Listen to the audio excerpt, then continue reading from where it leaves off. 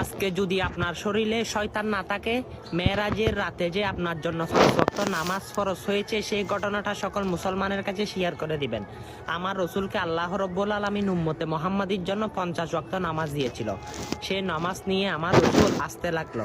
তখন হযরত মুসা কালিমুল্লাহর সাথে দেখা। মুসা কালিমুল্লাহ জিজ্ঞেস করে, ইয়া রাসূলুল্লাহ, আপনার উম্মতের জন্য কি বা আল্লাহ রব্বুল আলামিন উপহার দিয়েছে? তখন আমার রসুল বলে 50 ওয়াক্ত নামাজ। তখন মুসা কালিমুল্লাহ বলে, আপনার উম্মতেরা 50 ওয়াক্ত নামাজ পড়ার সুযোগ পাবে না, আরো কমিয়ে নিয়ে আসেন। তখন আল্লাহর দরবারে আমার রসুল আবার গেল, গিয়ে কমাইতে কমাইতে 5 ওয়াক্ত নামাজে নিয়ে আসলো। সুবহানাল্লাহ। সে 5 ওয়াক্ত নামাজ আমাদের জন্য নাজাতের উসিলা। আল্লাহু আকবার। সে 5 ওয়াক্ত নামাজ তো পড়েন না। না হয় এই মেরাজের ঘটনাটা সকল মুসলমানের কাছে পৌঁছে দিন। নামাজ কিভাবে আসলো, কোন দিনে আসলো সেটা তারা জানতে পারবে। নামাজের সওয়াব কিন্তু আপনি পাইতেও পারেন। এটাই আপনার না